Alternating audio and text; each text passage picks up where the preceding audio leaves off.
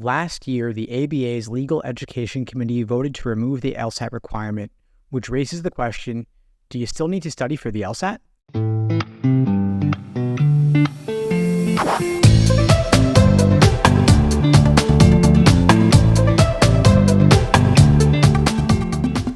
Hey, what's up everybody? Steve Schwartz here from LSAT Unplugged, joining you today to share why the LSAT isn't going anywhere. Before I get into it, I wanted to let you know that I put together a free easy LSAT cheat sheet to help you jumpstart your studying. Check out the link below to get your copy. So the reason I'm making this video is that every day now, students are asking me, is the LSAT going away? Do I still need to study for it? Does the LSAT even matter anymore? And the answer is, of course the LSAT still matters. It is still the #1 factor in the law school admissions process, and the ABA actually never fully voted to get rid of the LSAT requirement. Their Legal Education Committee voted to remove the requirement that law schools use a valid and reliable admission test like the LSAT. However, law schools are still free to require the LSAT whether the ABA requires them to use it or not. And the ABA as a whole never actually went through with that vote. They were going to vote on it later this year, but then, for some strange reason, a few months back, they decided to postpone that vote. No one knows exactly why. I certainly haven't heard any information about it. I'll speculate more on that a little bit later in this video.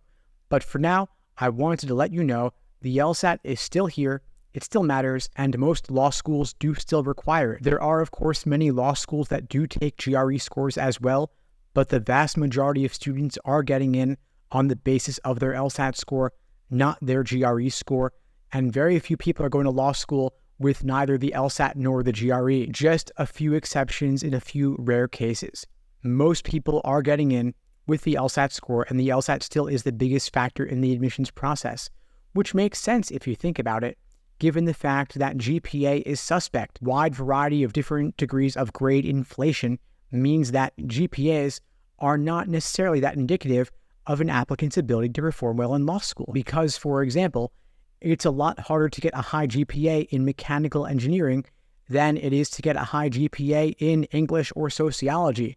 I know, I took sociology classes, easy A's there, not so much for my friends in the engineering majors. What this means is that even if the ABA did vote to remove the LSAT requirement, which they have not voted to do at large, the House of Delegates at the ABA has not voted on this, law schools would still have reason to focus on the LSAT and to admit applicants on the basis primarily of their LSAT scores, because that is the one equalizer across all different majors at all different schools. And LSAT scores are still reported to the American Bar Association, which in turn are reported to U.S. News, which goes into the U.S. News rankings. If law schools stopped using the LSAT, the GPA would be the sole factor, numerically at least, in the admissions process, and GPAs, again, are suspect due to grade inflation and differing degrees of difficulty in different majors at different schools. All this to say, it doesn't really matter whether the ABA removes the LSAT requirement or not, because law schools will still have incentive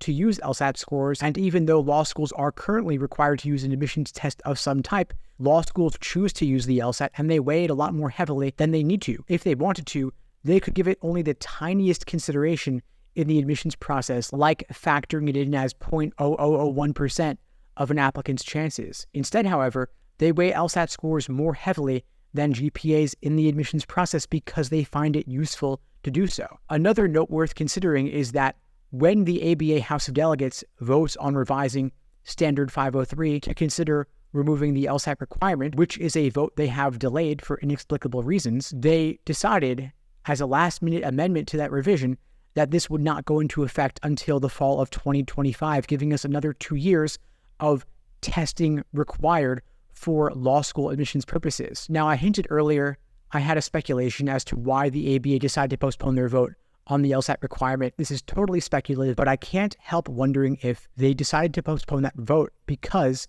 of ChatGPT. The thing is, law schools use only a small number of factors in the admissions process: LSAT score, GPA, and softs like application essays, personal statement, diversity statement, optional essays, addenda, resume, and such. Now, all of those application essays can be made significantly better through the use of AI chatbots like ChatGPT at the very end of last year, the very end of November 2022, and made big waves across higher education. Professors and admission officers are very worried about this because they recognize that this will make it a lot easier for applicants to write decent quality essays.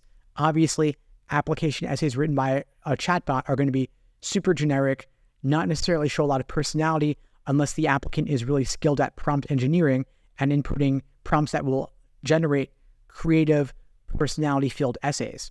Regardless, however, it will undoubtedly change the landscape of essays submitted for higher education admissions. If these essays are no longer nearly as useful in evaluating an applicant's character, their personality, their humanness, admissions officers will have no choice but to rely more heavily on LSAT score and GPA. As I mentioned earlier, GPA is very gameable because of grade inflation and relatively easier majors in some cases. However, LSAT scores are not nearly as gameable because they're objective, they're multiple choice, and they are rigorously tested by the Law School Admission Council. Application essays were always quite a bit gameable because you could have your friends, family, editors look it over for you. Now they just became way more gameable because ChatGPT has democratized access to high-quality essay editing. Where the tech is right now, unless you're really good with your prompts, it's not going to give you high-level developmental edits that will raise the creativity of your essay. Most essays will end up being generic, but it's worth considering that any factor in the admissions process is only useful to admission officers insofar as it is not gameable, and application essays just got a whole lot easier to game. So adcoms will have no choice but to focus a lot more on the LSAT, which is why the ABA cannot reasonably remove the LSAT requirement at this point in time, and a tech like ChatGPT problematizes the use of application essays altogether. That's entirely just speculation on my part. I can't help raising the question and wondering about it, but in the meantime, it looks like the LSAT is here to stay for now. Anyway, folks, I hope you found this video useful. If you did, please do me a favor, like the video, leave a comment, and subscribe to the channel. It really does help, and I really do appreciate it. In the meantime, I'll wish you all the best and take care.